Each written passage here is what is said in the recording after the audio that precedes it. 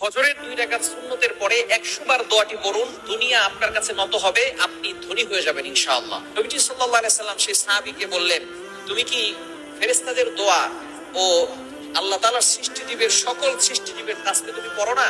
তখন নবীজি সাল্লাল্লাহু আলাইহি সাল্লাম এই দোয়াটা সেই সাহাবীকে শিক্ষা দিলেন। এই সাহাবী সেখান থেকে চলে গেলেন। চলে যাওয়ার পরে কিছুদিন তিনি আসলেন। আসার পরে বললেন, ইয়া রাসূলুল্লাহ, ইয়া হাবিবাল্লাহ, আপনি আমাকে যে দোয়াটা শিক্ষা দিয়েছিলেন এই দোয়াটার আমল আমি করেছি। এই আমল করার ফলে আল্লাহ পাক রব্বুল আলামিন আমাকে এত পরিমাণ সম্পদ দিয়েছে, এই সম্পদ রাখার জায়গা এখন আর আমার কাছে নাই। চমৎকার একটি দোয়া হচ্ছে সুবহানাল্লাহি ওয়া বিহামদিহি সুবহানাল্লাহিল আযীম আস্তাগফিরুল্লাহ, সুবহানাল্লাহি ওয়া বিহামদিহি সুবহানাল্লাহিল আযীম আস্তাগফিরুল্লাহ। কখন পড়বেন? সুবহে সাদিকের সময়।